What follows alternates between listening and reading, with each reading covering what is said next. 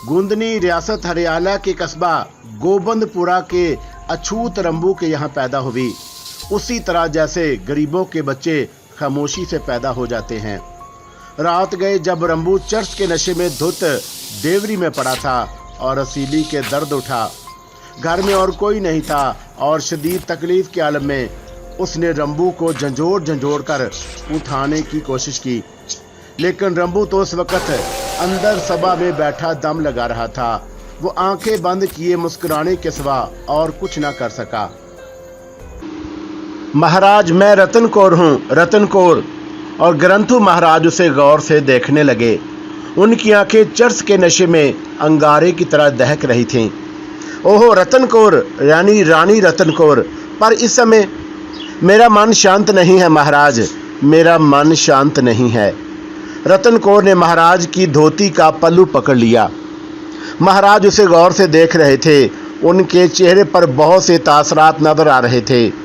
फिर उनके होंठों पर एक खफीफ सी मुस्कुराहट रेंग आई, लेकिन ऐसी मुस्कुराहट जिसे कोई महसूस नहीं कर सका। उनकी निगाहों ने रतन कौर के रसीले जिस्म का अंदाजा कर लिया।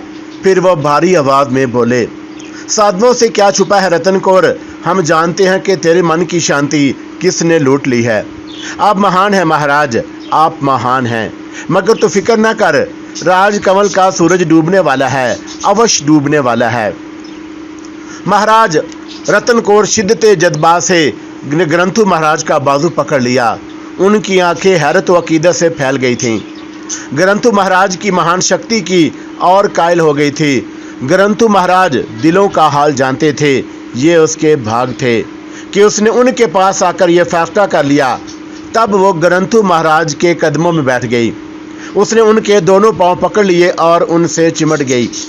मेरे मन को शांत कर दो महाराज, मुझे शांति दे दो, मैं भस्म हो रही हूँ, मैं चारों ओर से निराश हो गई हूँ।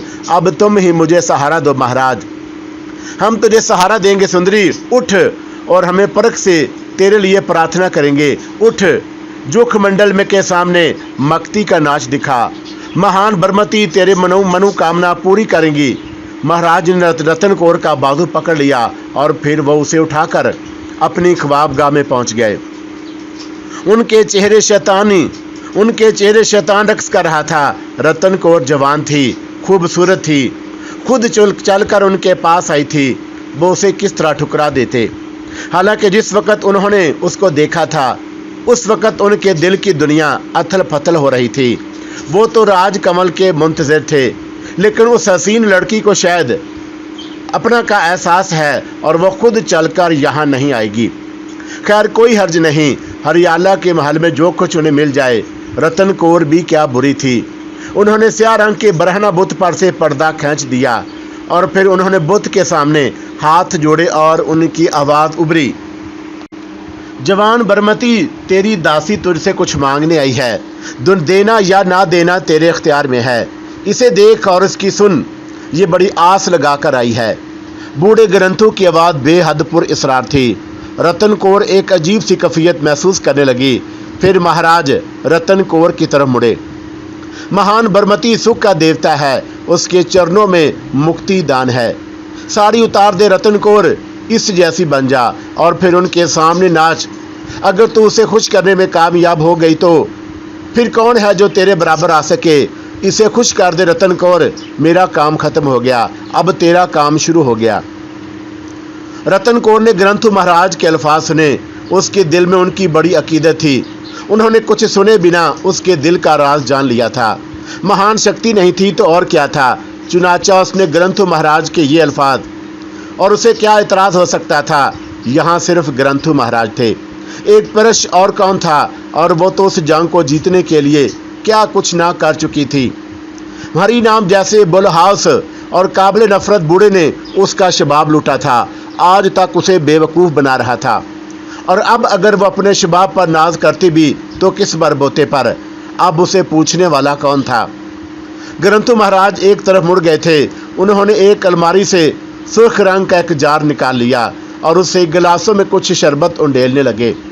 रतन कौर की निगाहें बरमती के ब्रह्मणा मुजस्मे पर जमी हुई थीं और आहिस्ता आहिस्ता उसके हाथ अपनी साड़ी की तरफ बढ़े और साड़ी खुलती चली गई और चंद लम्हात के बाद उसका चमकदार पिंडा बरमती के बरहना बुत के सनाक आंखों का निशाना बना हुआ था। इस वक्त महाराज ग्रंथु पलटे और उनके हाथ में एक गिलास था। बरमती के होंठों से छुआ हुआ अमृत तेरा जीवन सुधार लेगा, पी ले, पी जा इसे। और रतन कौर ने कांपते हाथों से अमृत ले लिया और दूसरे ही लम्हे उसके सीने में जलती हुई लकीरें उतर गईं। उसने अजीब सा मुंह बनाया। बरमनी की मुंतज़िर निगाहें उसे देख रही थी। तब ना जाने क्यों उसके कदम खुद ब खुद थरकने लगे, जिस्म लचकने लगा। वो रक्स कर रही थी और महाराज ग्रंथु एक दीवार से टेक लगाए उसे देख रहे थे। उनकी आंखों में खौफनाक चमक और बढ़ गई। बरमती के होंठों से छुए हुए नुसरत ने रतन कौर के अंग अंग में मस्ती जगा दी और वह बेखुद होकर नाच रही थी। महाराज की आंखों का नशा बढ़ता जा रहा था और वह खुद भी अमृत के कई गिलास चढ़ा चुके थे। फिर वो आगे बढ़े और रतन कौर को उसी तरह मस्त होकर नाच रही थी। तब अचानक महाराज ने उसे अपने बाजुओं में दबोच लिया। तेरी प्रार्थना स्वीकार होगी रतन कौर। बरमती ने तेरे लिए रास्ता बता दिया है। आ मैं तुझे बताऊं कि तू प्रणाम लाल को अपनी मुट्ठी में कैसे जकड़ सकती है। आ तेरी प्रार्थना मुकम्मल कर दूं। हरियाला का राजकुमार अब तेरी कोख से जन्म लेगा, लेकिन वो प्रणाम लाल की औलाद ना होगा। मैं तुझे राजकुमार दूंगा। वो रतन कौर को बाजुओं में दबोचे हुए छप्पड़ कट तक पहुंच गए। रतन कौर को ना इस वक्त राजकुमार की जरूरत थी, ना प्रणाम लाल की, ना ही वो राजकमल के इंतकाम की आग में सुलग रही थी। हाँ, उसके मन में एक लावा जरूर जल उठा था और ये लावा उसके पूरे शरीर को फूंके दे रहा था। लेकिन ग्रंथु महाराज हर किस्म के अलाव सर्द करना जानते थे और आधी रात गए जब रतन कौर बदमस्त कदमों से अपनी ख्वाबगाह में दाखिल हो रही थी तो उसके मन में ठंडक ही ठंडक थी। उसे शांति मिल गई थी। ग्रंथु महाराज ने गहरी निगाहों से रूपा को देखा। अभी तक उन्होंने महल की दासियों को बुरी निगाह से नहीं देखा था। जब वो रानियों में खेल रहे थे तो दासी की हैसियत रखती थी, लेकिन रूपा का रूप उन्हें पसंद आया था। और यूं भी जब से रूपा गोंदनी के मुंह चढ़ी हुई थी तब से उसका रूप खूब निखर आया था। क्या बात है सुंदरी? उन्होंने निगाहें उठाकर पूछा। मैं रानी राजकमल की दासी हूँ, रूपा ने जवाब दिया। दासी? ग्रंथु महाराज ने उसे घूरते हुए कहा और रूपा ने गर्दन हिला दी। ग्रंथु महाराज उसे बुरी तरह घूर रहे थे और फिर उन्होंने गर्दन झटकते हुए कहा, लेकिन ये अन्याय है। क्या महाराज? रूपा ने चौंक कर पूछा। ग्रंथु महाराज से इस कदर मुतासर नहीं थी जिस कदर दूसरे। भानुमति का राज उसे मालूम था, वरना शायद वो भी महाराज से मरूब हो जाती। तेरा रूप रानियों का सा है, दासी का नहीं। रूप की रानी को रानी ही होना चाहिए। हम तुझे तेरा हक दिलाएंगे। मैं दासी ही भली महाराज, रानियों की तरह ऐश कर रही हूँ, रूपा ने तंज़िया अंदाज में कहा। और ग्रंथु महाराज चौंक कर उसे देखने लगे। ये जवाब उनकी तवक्का के खिलाफ था, चुनाचा वो फौरन संभल गए। ख़ास तौर से इसलिए कि वो राजकमल की दासी थी और इस वक्त उन्हें राजकमल ज़्यादा अजीज़ थी और वो कोई गड़बड़ करके काम नहीं बिगाड़ना चाहते थे। बहरहाल उन्होंने रूपा को फहरिस्त में शामिल कर लिया। अगर तू खुश है तो ठीक है, हम तो संसार को खुशियाँ ही देने आए हैं, मगर तू कैसे आई? महारानी का एक संदेशा लाई हूँ, रानी राजकमल का। हाँ महाराज, रूपा ने मुस्कुराते हुए कहा। क्या संदेश है? महारानी जी अपने महल में आपसे मिलना चाहती हैं। उन्होंने कहा है कि अगर महाराज महल में भोजन करें तो उनके बड़े भाग। राजकमल बड़ी नेक है, पर उसके माथे पर न जाने क्यों ग्रहण का निशान है। उसे कहो कि वह मंदिर चली आए, जब उसका मन चाहे। मंदिर के द्वार तो हर वक्त खुले होते हैं। रानी जी की ख्वाहिश है कि आप महल को अपने पुत्र चरणों से और पुत्र कर दें महाराज। यहाँ तो वो आ ही सकती है। ग्रंथु महाराज कुछ सोचने लगे और फिर उन्होंने कहा कि हमें कब आना है?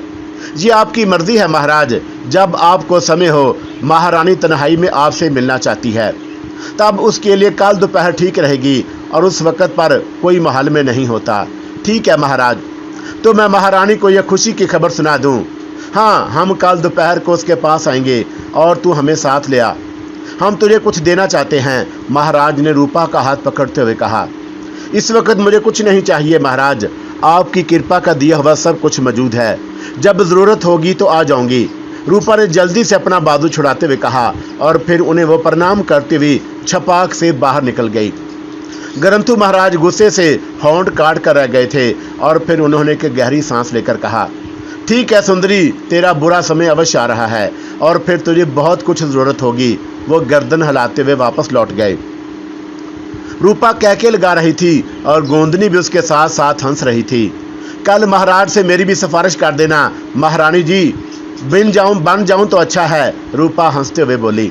तो तू अब भी रानी है रूपा, अपने प्रभु की, गोंदनी ने कहा और उसके ज़ेन के गोशे में फिर प्रताप सिरकाया। उसकी आंखों में उदासी की एक लकीर आ गई और रूपा के चेहरे पर शर्म के आसार फैल गए। कैसी गुजर रही है रूपा? गोंदनी ने फिर सवाल किया। बस रानी जी, आपकी कृपा है। वो नगोड़ा तो प्रेम करने लगा है मुझसे। तेरी शक्ल ही ऐसी है रूपा, वरना ग्रंथु महाराज तुझे रानी बनाने पर क्यों माइल हो जाते। बात ना करो रानी जी उस बूढ़े गबरने की, ना जाने क्या समझता है खुद को। तू उसके साथ चली तो जाती रूपा, देखती तो सही कि वह तुझे कैसे रानी बनाता है, गोंदनी ने हंसते हुए कहा। मुंह नोच लेती कमीने का, सारी शक्ति धरी की धरी रह जाती। अगर आप उसे इज्जत ना देती रानी जी तो मैं ज़रूर उसके साथ जाती और फिर मैं देखती वो कितना महान साधु है। इज्जत? गोंदनी ने होंठ दबाते हुए कहा, इज्जत तो मैं ऐसी दूंगी कि रूपा के तू देखती रह जाएगी। और रूपा हंसने लगी। उसी रात प्रणाम लाल के पहलू में लेटे हुए गोंदनी ने आहिस्ता से प्रणाम लाल को आवाज दी, नाथ। क्या है राजकमल? प्रणाम लाल ने मोहब्बत से उसे चूमते हुए कहा। क्या सोच रहे हैं? कुछ नहीं, प्रणाम लाल ने गहरी सांस लेकर कहा। मुझसे छुपाएंगे नाथ? गोंदनी प्यार से बोली। नहीं राजकमल, बस मैं सोच रहा हूँ कि किस तरह खुद को भानुमति के पास जाने पर तैयार करूँ। मेरा मन तो अब किसी रानी के पास जाने को नहीं चाहता, मगर हमें राजकुमार की ज़रूरत है महाराज। ठीक है राजकमल, लेकिन अगर वो राजकुमार तुम्हारी कोख से पैदा होता तो क्या ही अच्छा होता। नाथ, महाराज ग्रंथु तो बड़े महान हैं, क्या वो तुम्हारे लिए कोई ऐसा जाप नहीं कर सकते कि बालक मेरी कोख से पैदा हो? और प्रणाम लाल चौंक पड़े और चंद मिनट गोंदनी की तरफ देखते रहे और फिर गर्दन हिलाते हुए बोले, ये ख्याल तो मेरे मन में आया ही नहीं था राजकमल, और मेरे मन में आया था महाराज, इसलिए मैंने महाराज ग्रंथु को कल भोजन पर बुलाया है। कल? हाँ कल, और किसी समय वो महल में आएंगे, मैं उनसे बात करूंगी, गोंदनी ने कहा। और वो अपना कोई पहलू कमज़ोर नहीं छोड़ना चाहती थी। अगर दूसरे लोगों को मालूम हो कि ग्रंथु महाराज महल आए थे तो प्रणाम लाल सोच सकते थे कि राजकमल ने चोरी छुपे ऐसा क्यों किया, और इस तरह बात साफ हो गई थी। मगर कल किस समय वो आएंगे? दोपहर को तो मैं राज दरबार में हूँगा। चिंता न करें महाराज, मैं उनका स्वागत करूँगी और मैं उनसे बात करूँगी। ठीक है राजकमल, तुम महाराज की मिन्नत करना कि वो तुम्हारे लिए जाप करें और बालक तुम्हारे यहाँ हो, मैं उन्हें सोने से लाद दूंगा। प्रणाम लाल ने उसे सीने से भींचते हुए कहा और गोंदनी मुस्कुराने लगी। दूसरे दिन दोपहर को रूपा महाराज ग्रंथु को लेने चल पड़ी। गोंदनी ने उसे पूछा भी कि क्या वो ग्रंथु महाराज के पास जाने से घबराती है, तो रूपा ने जवाब दिया, मैं रानी राजकमल की दासी हूँ। मजाल है कि कोई मेरी उम्र बुरी निगाह से देख भी सके, और ग्रंथु महाराज को अकल है तो वह होश में रहेंगे, वरना बहुत जल्द उनका भरम खुल जाएगा।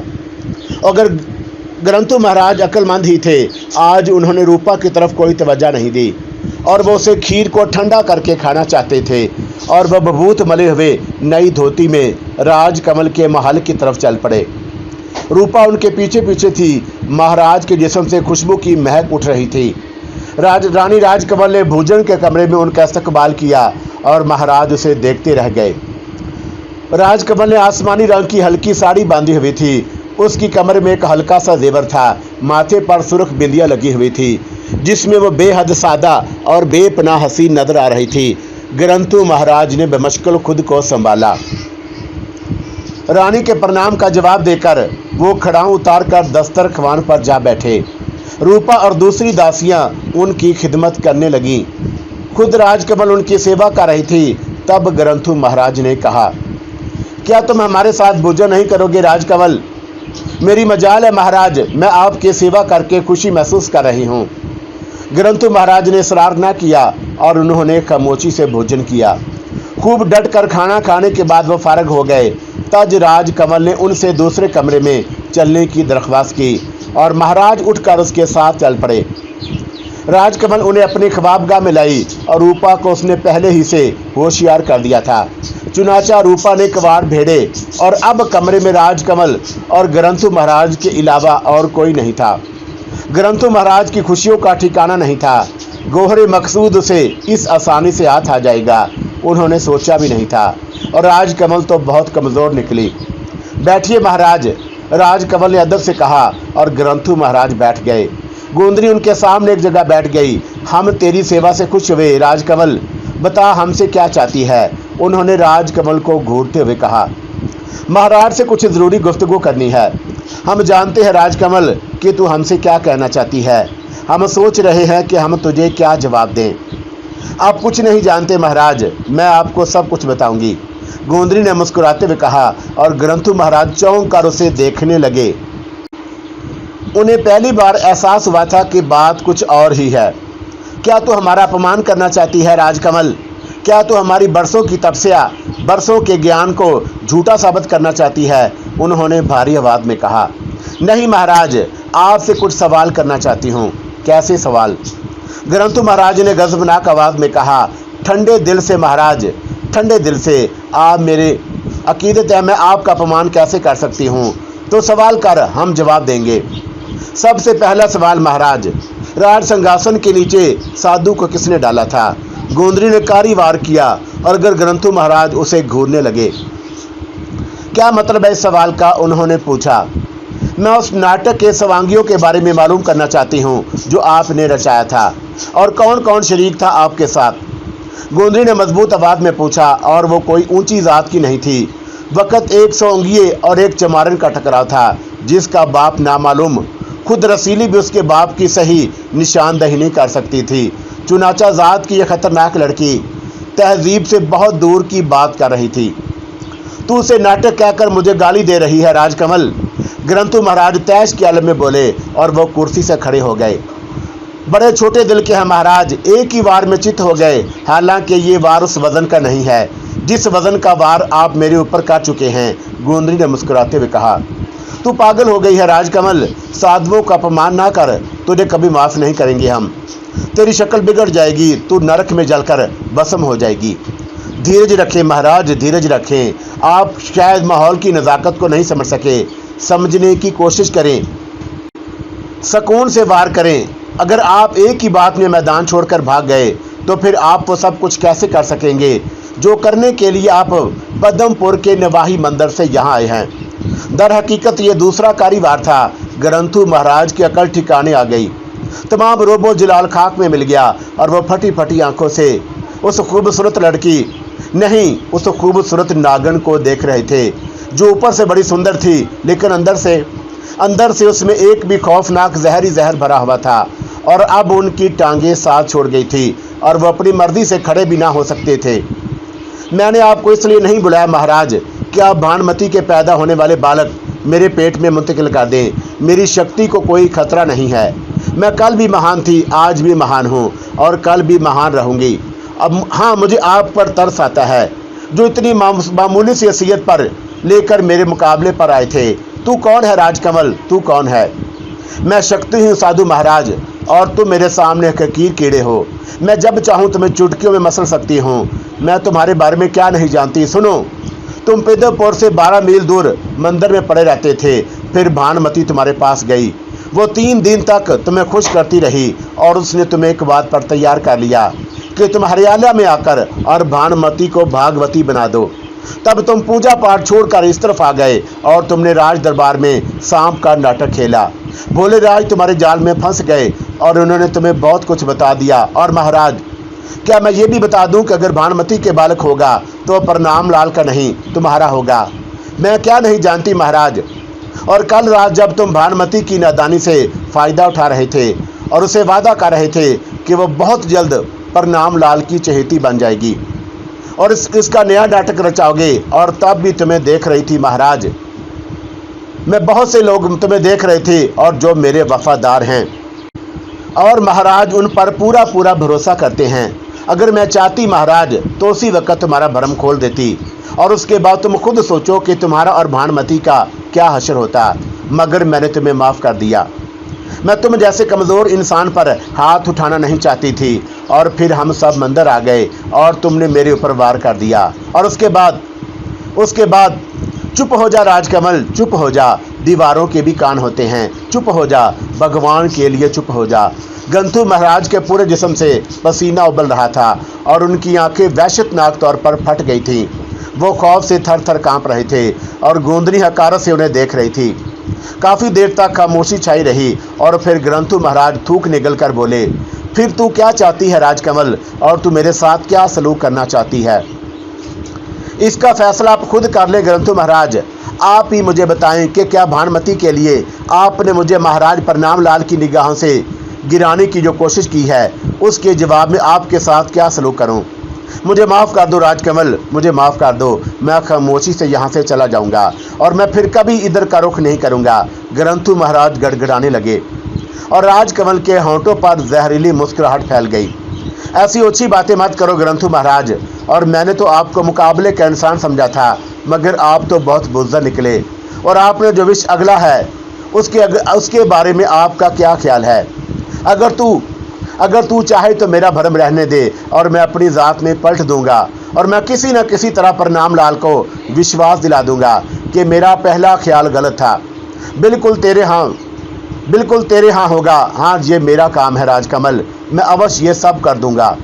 गोंदनी किसी सोच में गुम हो गई और फिर उसने गर्दन हिलाते हुए कहा, मेरा नाम राजकमल है ग्रंथु महाराज, हरियाला मेरी मुट्ठी में है और मैं आपको वो मकाम दिला सकती हूँ जो आपके जहन में भी नहीं होगा। लेकिन मैं कैसे यकीन कर लूँ कि आप मेरे वफादार हो जाएंगे? तूने जो कुछ बताया है राजकमल, वो ज़ाहिर करता है कि तेरी सुंदरता के पीछे कोई गहरा राज छुपा हुआ है। तू वो नहीं है जो नज़र आती है। मैं तेरी शक्ति का मुकाबला नहीं कर सकता राजकमल, और मैंने सच्चे मन से तुझे बड़ा मान लिया। मुझे आजमा ले, जिस तरह मन चाहे आजमा ले। अगर मैं अपनी बात का पक्का निकलूं तो मुझे जीवन दान कर देना, वरना तेरा अधिकार। ठीक है ग्रंथु महाराज, मैंने तुम्हें माफ़ कर दिया। बस अब जाओ, आराम से मंदिर में रहो। भानुमति को भी इत्मीनान दिलाते रहो कि तुमने उसके लिए बहुत कुछ कर दिया है, और उसकी नादानी से फ़ायदा उठाते रहो, और मुझे जब तुम्हारी ज़रूरत होगी मैं तुमसे मिल लूँगी। तो मैं इत्मीनान रखूँ राजकमल कि तू मेरे खिलाफ कुछ ना करेगी? बिल्कुल इत्मीनान रखो महाराज। राजकमल तुम्हारी दासी है, गोंदरी ने एक तंजिया मुस्कुराहट से कहा। तो अब मैं जाऊं? हाँ जाओ, राजकमल ने कहा, और ग्रंथु महाराज बादले नाखवास्ता राजकमल के कमरे से निकल आए। उनके इश्क का भूत सवार हो गया था, और यहाँ तो जान के लाले पड़ गए थे। दर हकीकत उनकी ज़िंदगी राजकमल के एक इशारे की मरहूने मिन्नत थी। वो जब चाहती उनका सर उतरवा सकती थी। उन्हें नहीं मालूम था कि वो जिसकी सुंदरता पर मर मिटे हैं वो तो रशी कन्या है। उन्हें यकीन हो गया था कि राजकमल के कब्ज़े में ज़रूर कुछ पुरअसरार कुव्वतें हैं जो उसे पोशीदा राज बता सकती हैं।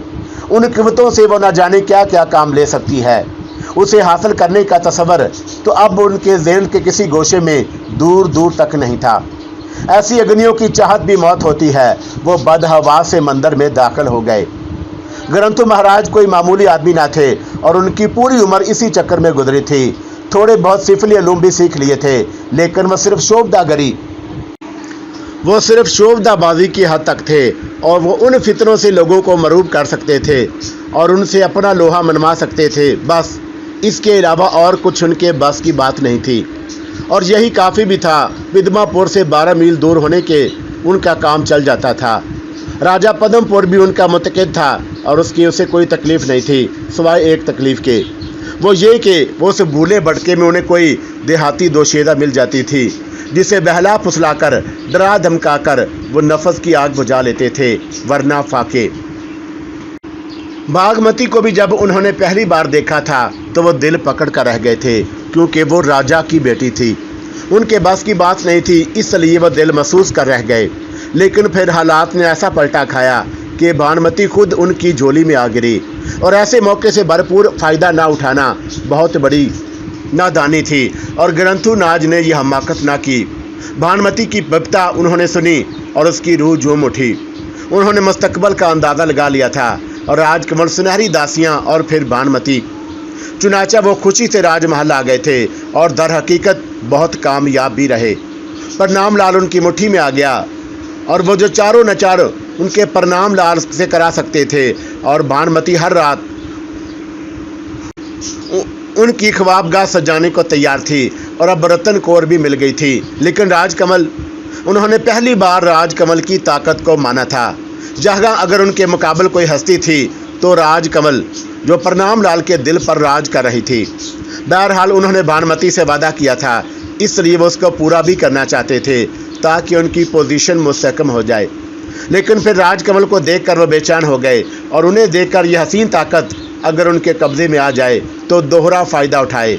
चुनाचा उन्होंने बड़ी गहरी चाल चली थी, लेकिन उसका नतीजा और ख्वाब में भी उन्हें एहसास नहीं था। उन्हें नहीं मालूम था कि अल्लड़ राजकमल हसीन ही नहीं, उसके हुस्न की तय में खौफनाक जहर मौजूद है। वो शीदा कुव्वतों की मालिक है और बिला शक वो बेहद खतरनाक हो सकती है। राजमंदिर के एक गोशे में सर पकड़े वो यही सोच रहे थे कि क्या करें, क्या यहाँ से फरार हो जाएं। बिला शक अगर राजकमल ने ये राज महाराज को बता दिया तो और फिर ज़िंदगी के कोई अमकानात नहीं थे। प्रणाम लाल उन्हें कुत्ते की मौत मार देगा। गो उन्होंने बच्चे की बात भानुमति के लिए कह दी थी, लेकिन प्रणाम लाल अब भी राजकमल के दीवाने थे। और फिर राजकमल की पुरअसरार कुव्वतें, आखिर उसे ये गहरा राज कैसे मालूम हो गया। ग्रंथु महाराज जितना सोचते उलझते जाते और उनकी समझ में बिल्कुल नहीं आ रहा था कि यह सब कैसे मालूम हुआ। महाली की बात नहीं थी, राजकमल तो वह सब कुछ भी जानती थी जो पद्मपुर के करीब मंदिर में पेश आया था। इन बातों को सोचकर उसके अलावा और कुछ नहीं कहा जा सकता था कि वह पुरअसरार कुव्वतों की मालिक है। फिर क्या उसके साथ मिलकर काम किया जाए, उसका वफादार बनकर रहा जाए। उसने इशारा तो ऐसा ही किया था, लेकिन मुमकिन है कि वो कोई काम लेना चाहती हो। अगर ऐसा ना होता तो वो उन्हें माफ़ ना करती। और अब जब वीरान मंदिर से राजमहल में वो निकल आए थे तो राजमहल उनकी ख्वाबों की जन्नत बन गया था। चारों तरफ हसीन दासियां बिखरी हुई थी, दुनिया की हर आसाइश मौजूद थी। भला कौन रियान से जाना पसंद करता। और भानुमति के अलावा रतन कौर भी आ गई थी। रतन कौर जो रानी थी, और रानियां आम लड़कियों से अलग होती हैं। ग्रंथु महाराज बहुत देर तक बैठे सोचते रहे और फिर उन्होंने एक ही फैसला किया, राजकमल का वफादार बनकर रहा जाए। भानुमति और रतन कौर पर लानत भेजी जाए और उनके बारे में जिस तरह राजकमल कहे वही ठीक है। राजकमल की दोस्ती ही जिंदगी और ऐशो तरब की जमानत है। फिर एक मजबूत दोस्त की दोस्ती का सहारा क्यों ना लिया जाए। लेकिन सबसे पहले राजकमल को अपनी वफादारी का यकीन दिलाया जाए, उसके बाद ही उसका एतमाद और दोस्ती हासिल हो सकती है। ग्रंथु महाराज का ज़हन फैसले करता रहा। रतन कौर और भानुमति उसको नीचा दिखाना चाहती थी। उन्हें यकीन था कि ये दोनों औरतें कभी कामयाब नहीं हो सकती, क्योंकि उनका मुकाबला बहुत सख्त है और उस पर हाथ डालना आसान काम नहीं है। वो इनकी तमाम तर नकलो हरकत से वाकिफ़ है और जो लोग उनके दोनों के साथ शरीक होंगे वो भी बेमौत मारे जाएंगे। लेकिन एक सवाल ग्रंथु महाराज के जहन में उभरा, दूसरी रानियां तो राजकमल के खिलाफ ये सब कुछ कर रही हैं, खुद राजकमल ने उनके बारे में क्या सोचा है। क्या वो खतरनाक औरत अपने दुश्मनों को आज़ादी दे सकती है? ये तो नामुमकिन है। तब फिर वो उन दोनों औरतों के सिलसिले में कोई काम अंजाम दे सकते हैं। ओहो, राजकमल का एतमाद हासिल करने के लिए उससे उम्दा कोई तरकीब नहीं हो सकती। उन्होंने फैसला कर लिया। महाराज के दूर निकल जाने के बाद गोंदरी ने एक गहरा सांस लिया। उसके होंठों पर मुस्कुराहट फैली हुई थी और उसकी खूबसूरत आंखें एक खास अंदाज में चमक रही थीं।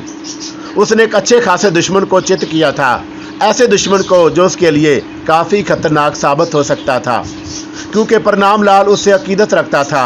लेकिन गोंदरी ने जंग का जो खाका बनाया था वो इंतहाई जामे और मुकम्मल था। दर हकीकत सही तरीका जंग ने ही उस वक़्त उसे कामयाबी से हमकिनार किनाया था, वरना ग्रंथु महाराज इस आसानी से चित ना हो जाते। बहरहाल अगर वो खलूसे दिल से अपनी शिकस्त तस्लीम करके गए हैं तो फिर वो गोंदनी के लिए बेहद कारआमद साबित हो सकते थे। काफ़ी देर तक वो अपनी और ग्रंथु महाराज की गुफ्तगू के बारे में सोचती रही और फिर उसने चौंक कर रूपा को आवाज़ दी। दूसरे लम्हे रूपा चिराग के जिन की तरह हाजिर थी, लेकिन उसकी हालत बिगड़ी हुई थी। आंखों से आंसू बह रहे थे। चेहरा सुर्ख हो रहा था, होंठों के गोशे फड़क रहे थे। तुझे क्या हो गया है रूपा? गोंदरी ने हैरत से पूछा और रूपा हंस पड़ी। अरे अरे पागल हो गई क्या? गोंदरी ने कहा। लेकिन रूपा पेड़ दबाए बुरी तरह हंस रही थी और गोंदरी भी हंस पड़ी। बस अब खामोश हो जा वरना मार बैठूंगी। तू अब मैं जाऊं? और रूपा ने अजीब से अंदाज में कहा। कहाँ? ये क्या बकवास लगा रखी है तूने? मैं इत्मीनान रखूं राजकमल कि तू अब मेरे खिलाफ कुछ ना करेगी, रूपा ने कहा और फिर बेतहाशा हंस पड़ी। और गोंदरी खुद भी अपनी हंसी न रोक पा रही थी और फिर उसने हंसते हुए कहा, तो तू छुप छुप कर हमारी गुफ्तगू सुन रही थी। माफ़ी चाहती हूँ महारानी, मगर उस साधु के बच्चे को देखिए, ये साधु था या भांड?